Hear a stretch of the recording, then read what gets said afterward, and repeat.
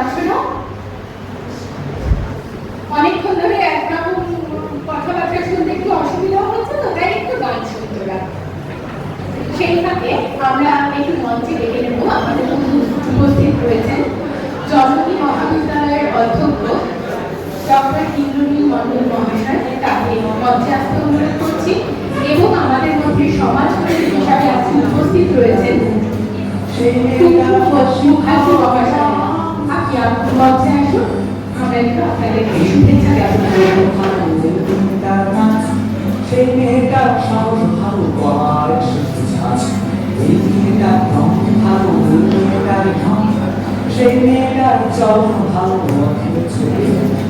এই বৈশী আর কতকাল হিসাবে নেবে লেজবিহীন এক সমাজ গড়ি, লেজবিহীন এক সমাজ গড়ি, তুমি হিসেবে দাঁড়িয়ে বিচার বিচার প্রথমে একটু এসকে স্যারকে অনুরোধ করছি কোন আইন ডক্টর ইন্দ্রনীল মণ্ডলকে বরণ করে নেওয়ার জন্য। আইনে হয়েছ তুমি পুরুষ প্রচারক, কোন আইনে হয়েছ তুমি পুরুষ প্রচারক, এই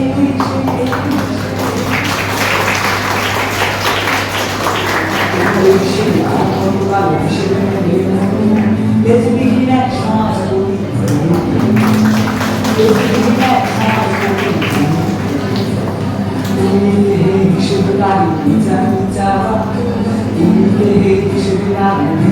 আমি একটু শুক্লাকে একটু আইনে হয়েছ তুমি পুরুষ প্রচারক, কোন আইনে হয়েছ তুমি পুরুষ প্রচারক, আমাদের পক্ষ থেকে জোর করে বিয়ে দিয়ে দেওয়া হচ্ছে। এই যে জোর করে যখন আমরা বিয়ে দিয়ে দিচ্ছি, তারও কিন্তু দুটো প্রেক্ষাপট রয়েছে।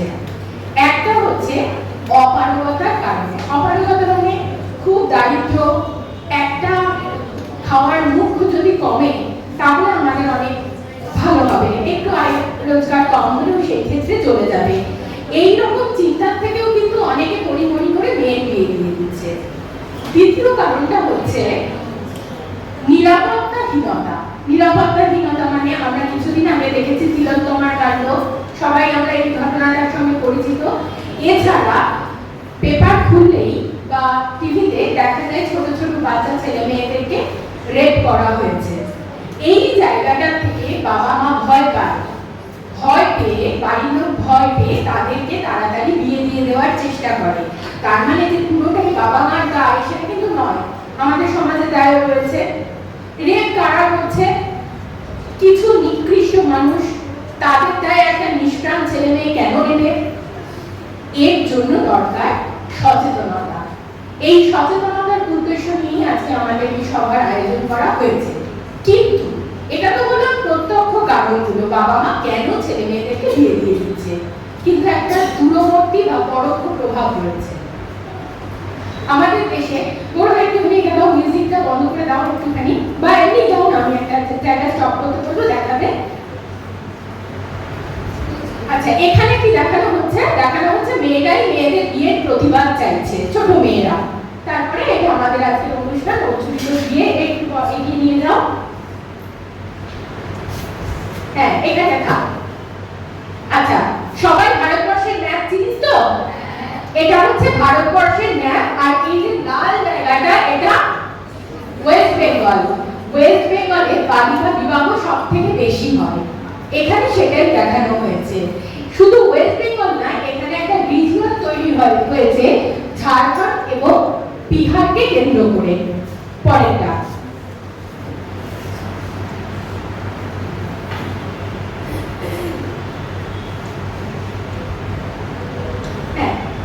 এইখানে দাঁড়াও, এইখানটা হচ্ছে ওয়েস্ট বেঙ্গল, তাই তো?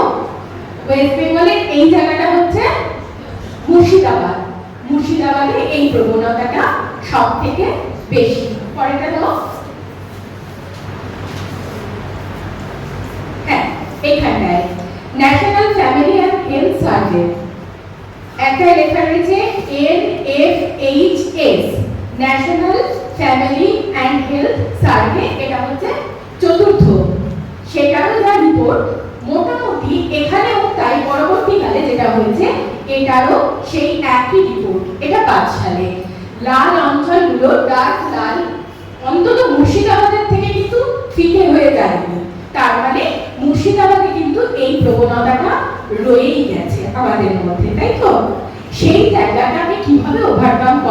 সেটা নিয়েই তো আমরা এতক্ষণ ধরে আলোচনা করছি। এই যে আমাদের মধ্যে ওসি ম্যাডাম ছিলেন, তিনি যেভাবে ব্রিফ করে দিয়ে গেছেন, এর থেকে ভালো তো আর কেউ বলতে পারবে না। তাহলে আমাদের কি দরকার? আমাদের দরকার সচেতনতা। এখন কথা হচ্ছে এই যে যারা এই ম্যাপটা তৈরি করেছে, তারা যে সমীক্ষাটা করেছিল, সেই সমীক্ষায় একটা দারুণ মজার ঘটনা জানা গেছে। কি সেই ঘটনা?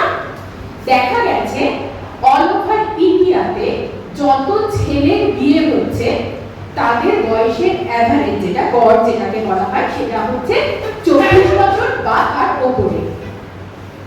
এবং যদি তাদের সম্বন্ধ করে বিয়ে হয়, তাহলে মেয়েদের বিয়ের বয়সটা তার থেকে আরো 5 বছর 6 বছর কম। তাহলে সেটা হিসাব করে কত বছর হয় মেয়েদের বয়স? 19-20। তাহলে সেই যে যাদের বিয়ে হচ্ছে, সেই মেয়েগুলো সব থেকে কম বয়সী হলেও নাবালিকা হচ্ছে না, 18 বছর পার হয়ে যাচ্ছে। কিন্তু আমাদের ওয়েস্ট বেঙ্গলে, স্পেশালি মুর্শিদাবাদের একটা টেন্ডেন্সি আছে, এখানে 22 বছর ছেলেদের বিয়ের গড় বয়স। যদি সম্বন্ধ করে বিয়ে হয়, তাহলে 22 বছর যদি ছেলেটার গড় বয়স হয়, তাহলে মেয়েদের ওই ধর 5 থেকে 6 বছর বাদ দিলে কত দাঁড়ায়? 16 থেকে 17 বছর। তাহলে আপনা থেকেই বোঝা যাচ্ছে এখানেও একটা পুরুষতান্ত্রিকতা কাজ করছে। পুরুষতান্ত্রিকতা মানে বুঝিস তো তোরা? মানে ছেলেরা যা বলবে সেটাই মেনে চলতে হবে। শুধু কিন্তু ছেলেরাই এগুলো বলে না, অনেক মহিলারাও বলে এরকম ভাবে চুল কাটা যাবে না, ওখানে যাবে না, 12টার পর বেরোনো যাবে না। কিন্তু 12টার পরই অবশ্য মেয়েগুলো খেতে জিতেছে, তাই না? আমরা তারপর বাড়িটা ফুটিয়ে খুব আনন্দ উপভোগ করেছি। সুতরাং আমি সব কাজই করতে পারবো, কিন্তু নিজের রাশটা নিজের হাতে রাখতে হবে। তার মানে দেখা গেল পরোক্ষে এই যে নাবালিকা বিবাহ হচ্ছে, এর জন্য কিন্তু একটা ভাইটাল ফ্যাক্টর হয়ে দাঁড়ালো ছেলেদের বিয়ের বয়স। এটা কি এখন এসে মানা যায়? ছেলেদের তাড়াতাড়ি বিয়ে হচ্ছে বলে আমাদেরকেও বিয়ে করে নিতে হবে? এই কথাটা তো মানা যায় না, মানা যায় না। এখানে যারা আছিস তোরা তো মানবি না, এই মেন্টালিটি নিয়ে রয়েছে, জন্যই আজকে আমাদের এখানে আমরা এখানটায় একসঙ্গে হতে পেরেছি। এবার তোদের একটা দায়িত্ব আছে, বন্ধুদের এগুলো বোঝানো। বন্ধুরা কেন চলে যাচ্ছে?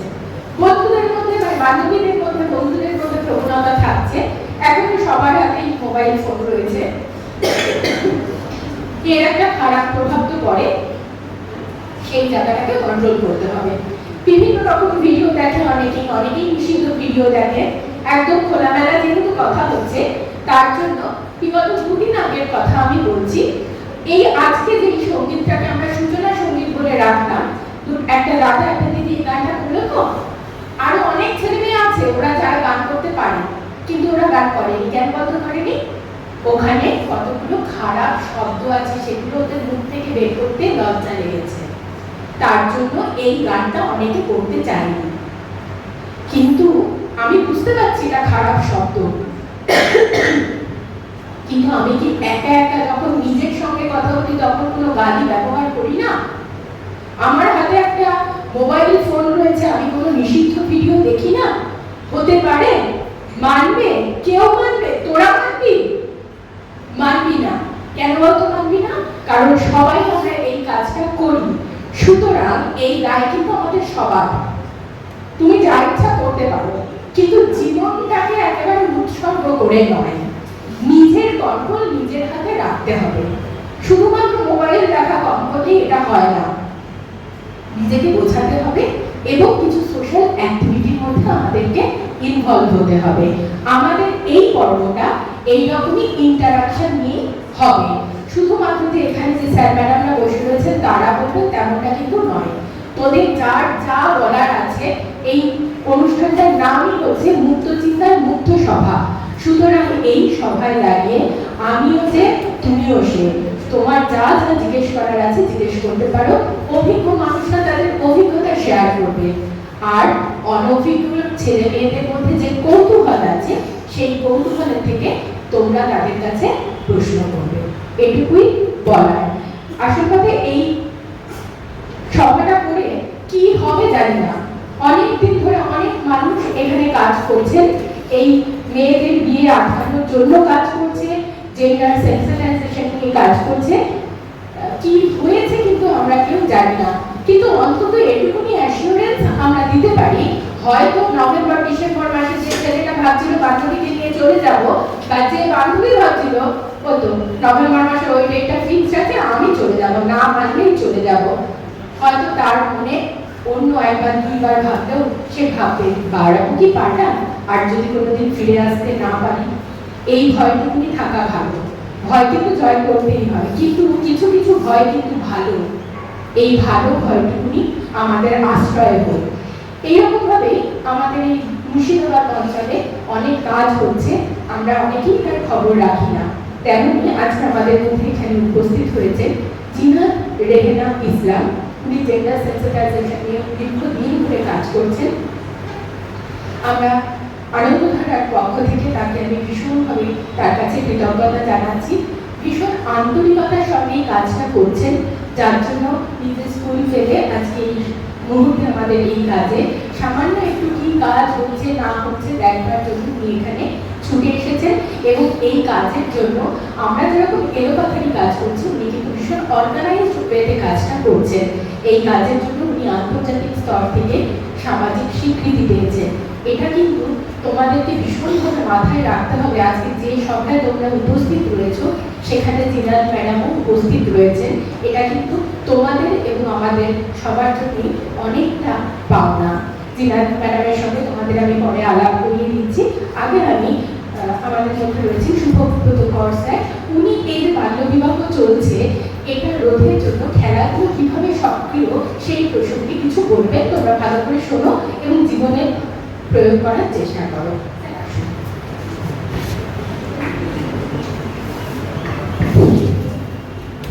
প্রথমেই বলি যে আমাদের প্রাক্তন কলিগ ইন্দ্রনীল মণ্ডল, ডক্টর ইন্দ্রনীল মণ্ডল, বর্তমানে জলঙ্গি কলেজের প্রিন্সিপাল, তিনি উপস্থিত আছেন।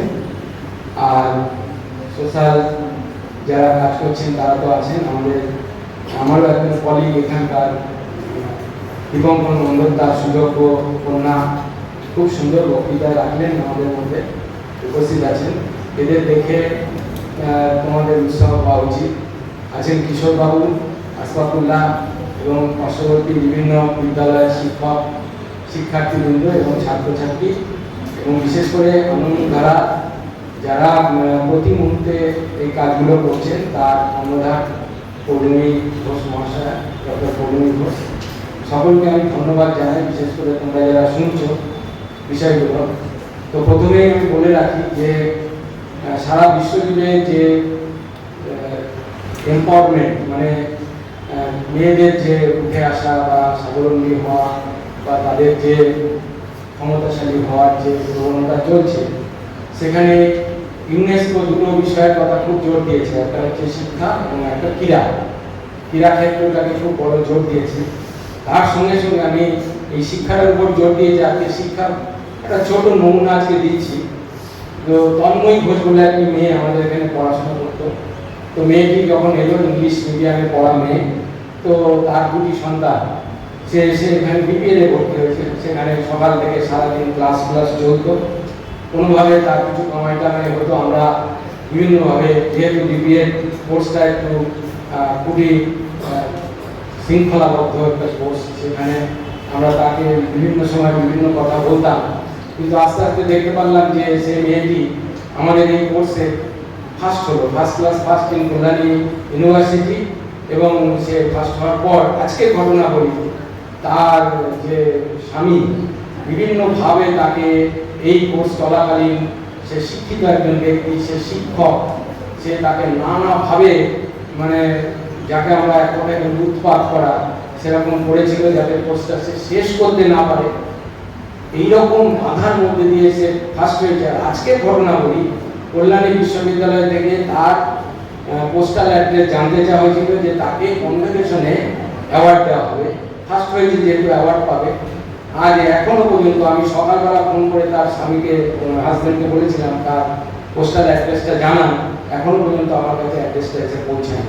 এবং তার সঙ্গে আমি কথা বলে এখনই জানতে পারলাম তার বিশেষ উৎসাহ নেই যে তার ওয়াইফ একটা অ্যাওয়ার্ড পায়।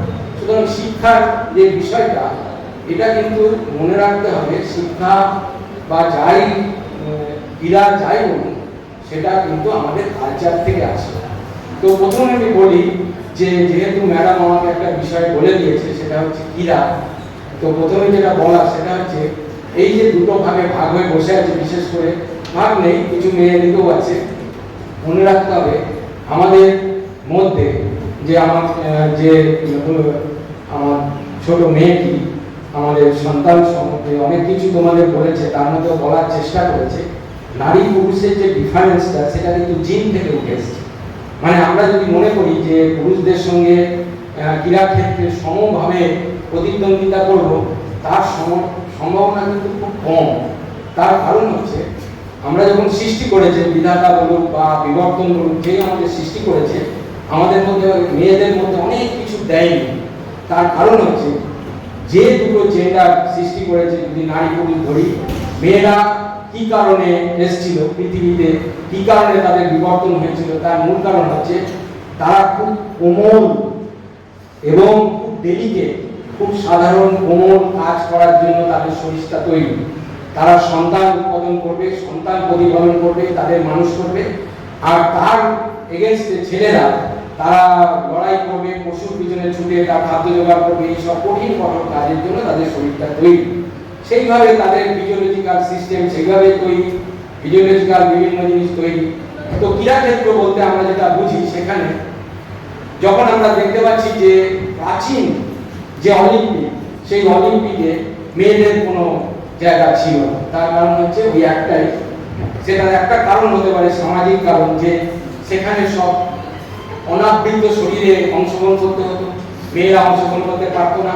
আর একটা কারণ হতে পারে, কিন্তু তার থেকে বড় কারণ হচ্ছে ওই একটাই, যে মেয়েরা যে কঠিন কঠোর কাজের জন্য এই অলিম্পিক বা খেলাধুলা সেটা ওরা পারবে না।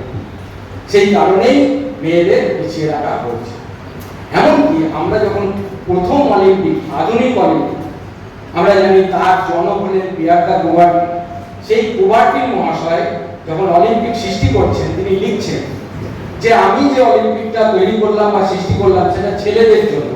ছেলেদের তরুণ গাথা এখানে লেখা থাকবে, মেয়েদের কোমল যে বিষয়টা এখানে আমি প্রবেশ করাবো না। সুতরাং এটি ছেলেদের অলিম্পিক, মেয়েদের জন্য নয়। তাহলে বলো যে ওনার মতো একজন দার্শনিক যার অনেক বিষয়ে জ্ঞান ছিল, তিনিও কিন্তু মেয়েদের সবসময় অলিম্পিকে এখানে আসার বিষয়ে তিনি খুব বেশি উৎসাহ দিতে চাইছেন। তাহলে কি দাঁড়ালো, যে আজকের দিনে তোমরা কল্পনা করো যে মেয়েরা কোথায় পৌঁছেছে, কিভাবে পৌঁছালো। আজকের দিনে মেয়েরা যে ইউনেস্কো বলছে empowerment of girls or women through education and sports, দুটো মূল কথা আছে। একটা হচ্ছে তোমরা এডুকেশনের মাধ্যমে তোমাদের এম্পাওয়ার হতে পারো, তোমাদের ক্ষমতাশীল হতে পারো। আর একটা হচ্ছে ক্রীড়া, ক্রীড়া ক্ষেত্রে তোমরা দারুণভাবে নিজেদের প্রমাণ করতে পারো। তার মূল কিন্তু আমাদের প্রতিটা স্তরে আমরা দেখতে পাচ্ছি। তো কিভাবে, যে এই যে এতগুলো মেয়ে আমাদের সামনে একটা দৃষ্টান্ত রাখলো, সেই দৃষ্টান্ত থেকে আমরা বুঝতে পারি যে মেয়েরা যদি ক্রীড়া ক্ষেত্রে এগিয়ে যায় তাহলে কিন্তু তারা ছেলেদের থেকেও ভালো পজিশন লাভ করতে পারে। তো বিষয়টা হচ্ছে যে এগিয়ে যাওয়ার ক্ষেত্রে যে অনেক বাধা আছে। কিরকম বাধা? প্রথমত মেয়েরা আজ থেকে যদি আমি 1970 সালের আগে যাই, বেশি দূর না, তখন তোমাদের হয়তো জন্ম হয়নি, আমরা জন্মেছি, তখন থেকে মেয়েরা ক্রীড়া ক্ষেত্রে নেমেছে। নামার পর দু একটা ক্রীড়া ক্ষেত্রে তারা ভালো একটা তাদের পারদর্শিতা দেখিয়েছে, কিন্তু এই সমাজ তাদেরকে সেইভাবে উৎসাহ দেয়নি। কি উৎসাহ দিত? একটা মেয়ে হয়তো টেনিসে কোনো একটা মেডেল পেল, সঙ্গে সঙ্গে সে কিভাবে ব্যবহার হবে? বিজ্ঞাপনে, তাকে দিয়ে বড় বড় বিজ্ঞাপন তৈরি করা। বিজ্ঞাপনে সেই মেয়েটা সুন্দরভাবে এসে জানিয়ে দিল যে এই চাটা তোমরা ব্যবহার করো, কি এই ক্রিমটা তোমরা মাখো, আমি দেখো মেখেছি। তো এইভাবে মেয়েদের এক্সপ্লয়টেশন থেকে বলো, মেয়েদের ক্রীড়া ক্ষেত্রে আসতে গিয়ে প্রচুর এই সমাজের যে মনোভাব, সেই মনোভাব থেকে যে সংস্কৃতি তৈরি হয়েছিল, সেই সংস্কৃতি সম্পূর্ণভাবে মেয়েদের ক্রীড়া ক্ষেত্রে বিরোধিতা করে গেছে। 70 সালের পরে তাদের মোটামুটি তারা উঠে এসছে, 80 সালের পরে দারুণভাবে উঠে এসছে। এবং মনে রাখতে হবে, পারতো না 1984 সালে মেয়েরা কোনো দীর্ঘ দূরত্বে দৌড়াতে পারতো না, পারেনি। কিন্তু মেয়েদের আমরা 19 করতে পারি, যে শিক্ষা ক্ষেত্র বলো বা যে কোনো ক্ষেত্রে বলো, তার সঙ্গে ক্রীড়া ক্ষেত্রেও তারা সমানভাবে এগিয়ে আসার ফল হচ্ছে আজকের দিনে তারা প্রমাণ করেছে যে কিভাবে তোমরা এই সাথে ছেলেদের সঙ্গে কাঁধে কাঁধ মিলিয়ে তোমরা নিজেদের ক্ষমতায়নটা ক্রীড়ার মাধ্যমে দেখাবে। আজকের দিনেও তুমি দেখবে খেলা হচ্ছে অনেকগুলো channel, star sports, Sony channel দেখবে, মেয়েদের খেলা হবে, মাঝে কোনো বিজ্ঞাপন নাই। বিজ্ঞাপন কেন দেয়? ক্রীড়া তো এখন একটা বিপণন হয়ে গেছে। বাজারে যেমন সবজি বিক্রি হয়, যেমন করে জিনিস বিক্রি হয়, ক্রীড়া ক্ষেত্রটা সেভাবে বিক্রি হচ্ছে মানুষের কাছে, একটা বিশাল সংখ্যক জনগণের কাছে এটা বিক্রি হয়। তো এই বিক্রিটা তোমরা মেয়েদের ক্রীড়া ঠিক মতো বিক্রি হচ্ছে না। যেমন করে বাসি জিনিস পড়ে থাকে, তেমনিভাবে মেয়েদের খেলাধুলাটা সেইভাবে পড়ে আছে, দেখাচ্ছে, মাঝে কোনো বিজ্ঞাপন নেই, মানে কেউ সেটা ক্রয় করে, বড় বাণিজ্যিক সংস্থা সেটা ক্রয় করে। আজকের দিনেও সেটা রয়েছে। কিন্তু বিষয়টা হচ্ছে, তোমরা যদি এই খেলাটা দেখে যদি বিশ্বকাপ, তাহলে আমরা কোথায় পৌঁছাচ্ছি? এমন এক জায়গায়, সবাই বলেছে যে আমাদের পৌঁছাতে হবে, এমন একটা জায়গায় পৌঁছাতে হবে যাতে এই মানুষগুলো আমাদের দেখে কুর্নিশ করে। তাহলে এই যে বিশ্বকাপ ফাইনালটা হচ্ছিল, দেখবেন মাঝে মাঝে প্রচুর বিজ্ঞাপন, তখন বুঝে গেছে যে অজস্র লোক এইটার দিকে চোখ রেখেছে। তবে মেয়েরা পিছিয়ে নেই, মেয়েরা ক্রীড়া ক্ষেত্রে তারা দারুণভাবে এগিয়েছে। এখানে একটা ছোট কথা বলবো, নাদিয়া নাদিম বলে একটি মেয়ের কথা। সে কোথায় জন্মেছিল? আফগানিস্তান। আফগানিস্তানে 1988 সালে সে জন্মগ্রহণ করেছিল। আফগানিস্তানের পরিস্থিতি বুঝতে পারছো, তালিবানদের, সেই তালিবানদের দ্বারা দারুণভাবে শাসিত একটি দেশ, যেখানে মেয়েরা কোনো পুরুষ সঙ্গী ছাড়া বেরোতে পারে না, মেয়েরা একা বেরোতে পারে না। তো সেই রকম একটা দেশে জন্মেছিল, তাদের 5টি তারা কন্যা সন্তান, তাদের বাবা মায়ের 5 বোন। এই মুহূর্তে সে যখন একটু বয়স হলো, 10-12 বছর বয়স হলো, তখন তার বাবাকে তালিবানরা মেরে ফেলল। এইবার দেখছে যে 6 জন, তার মাকে নিয়ে 5 জন তোমার মেয়ে, 5 জন তারা হচ্ছে বোন, আর মাকে নিয়ে 6 জন। 6 জনের পক্ষে একা একা ওই তালিবানের দেশে বেঁচে থাকা সম্ভব। তখন তারা বাড়ি থেকে পালিয়ে গেল। পালিয়ে গিয়ে কোথায় গেল? ডেনমার্ক। ডেনমার্কে একটা অ্যাসাইলামে, যেখানে তোমার খেতে দেয় হতো, একটা অনাথ আশ্রম, সেখানে হচ্ছে ওই 6 জনের জায়গা হলো। মেয়েটি এখন কি হতে পারে, তোমাদের কি মনে হয়? মেয়েটির এখন পজিশন কি? একটা অনাথ আশ্রমে বেঁচে থাকা একটি মেয়ে, যে 9-10 বছরে তালিবানের অত্যাচারে দেশ ত্যাগ করে চলে গেল হচ্ছে ডেনমার্ক। ডেনমার্কে এখন সে কি করতে পারে? তোমাদের থেকে একটা উত্তর আশা করছি যে তোমরা কি তার কি হতে পারে বলো। একটা ক্রীড়া ক্ষেত্র, একটা আমি যেহেতু আলোচনা করছি, ক্রীড়া ক্ষেত্রে একটা দিক আছে, আর কি হতে পারে? মেয়েটা এখন নাদিয়া নাদিমের কথা বলবে একটা রূপকথার গল্পের মতো, সত্যি ঘটনা। সে এখন ডেনমার্কের একটা বড় ফুটবল প্লেয়ার, একটি মেয়ে একটা বড় ফুটবল প্লেয়ার, একটি ক্লাবে খেলে প্রচুর টাকা ইনকাম করে। ডেনমার্কের মতো দেশে সে দারুণভাবে হয়েছে। সাথে সাথে কি করে? সে ডাক্তারিও পাস করে। সে একটা ডাক্তার হয়ে বিভিন্ন জায়গায় সেবা করে বেড়াচ্ছে। তাহলে দেখো, দুটোর মধ্যে একটা কন্ট্রাস্ট। আমরা ভাবি খেলাধুলা করলে আমার পড়াশোনা ক্ষতি হবে, এই হবে সেই হবে, কিন্তু নাদিয়া নাদিম প্রমাণ করেছে যে খেলাধুলা করেও একটা ডাক্তার হওয়া যায়। আমাদের দেশে এখন প্রচুর ভুল ধারণা আছে, সকলে আছে। তুমি খেলবে না, কারণ হচ্ছে তোমার রং খারাপ হয়ে যাবে, বিয়ে হবে। তুমি খেলবে না, তোমার এই হাত পা ভেঙে গেলে তোমার আর বিয়ে হবে। এগুলো সব মিথ, এগুলো সব প্রচুর আছে।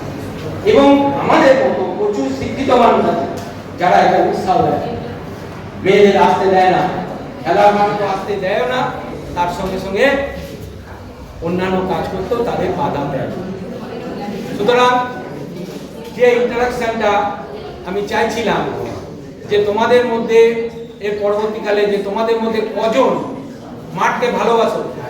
কত মেয়ে বিশেষ করে, ছেলেরা অনেকেই ভালোবাসে, ছেলেরা অনেকেই নিজের মতো খেলাধুলা করে, কিন্তু মেয়েদের কে কে মাঠকে ভালোবাসে বলো, কে কে যাও? কজন যাও খেলাধুলা, কজন করো?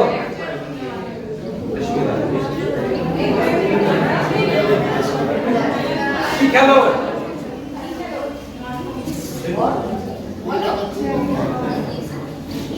দুজন দেখতে পাচ্ছি, মাত্র দুজন কবাডি খেলে। আচ্ছা, মনে রাখো যে কবাডিতে আজকের থেকে আমরা 10 বছর আগে যেটা কল্পনা করতে পারতাম না, এখন কবাডি খেলে কোটি টাকা ইনকাম করা যাচ্ছে এমন একটা জায়গা। কবাডি হচ্ছে গ্রামগঞ্জে গঞ্জের খেলা, সেটা হচ্ছে তোমার ইন্ডিজিনিয়াস, মানে যে খেলাতে আগে কেউ উৎসাহ দিত না, আমাদের দেশীয় খেলা।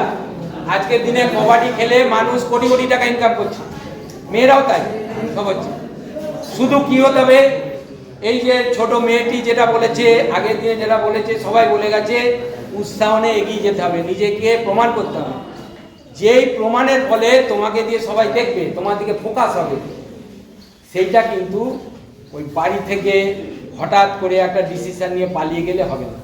মানে তোমার যে সিস্টেমগুলোকে ও বলে দিয়েছে কন্ট্রোল করতে হবে, ইমোশনগুলোকে, সেগুলো কন্ট্রোল করে এপাশে চালিত করতে হবে। কারণ এই একটা ক্ষেত্র যেটা প্রচুর পরিমাণে ইমোশনাল কন্ট্রোল করায়। ইমোশন কন্ট্রোল, ওই যে দুটি মেয়ে খেলে, দুজনকে পেয়েছি আমরা, ওরা খেলে, ওরা যখন খেলার মাঠে থাকে তখন প্রচুর পরিমাণে ওদের গুণাবলী ওরা অর্জন করে, প্রচুর গুণাবলী ওরা অর্জন করে, যার ফলে ওই সবগুলো আর মাথায় থাকে না যে বাড়ি চলে যাব, বাড়ির থেকে চলে যাব, মা বাবা কেউ নয়। এই সময় হবে যে মা বাবা থেকে অন্য আকর্ষণ বেশি হবে, সুতরাং চলে যেতে চাই, কিন্তু সেটা যেন আমাদের অন্য জায়গায় চ্যানেল করতে। তো যাই হোক, আজকে একটু অন্যরকম মানে ইয়ে হলো, তা সবাইকে ধন্যবাদ জানালাম। এটা ভালো থাকো,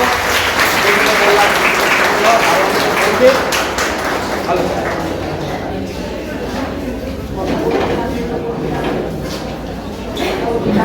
ধন্যবাদ জানাচ্ছি। আমার গলা হয়তো সেই সত্যি শোনা যাবে না, কিন্তু তাও একটুখানি খেতে খেতে শোন, ভালো লাগবে।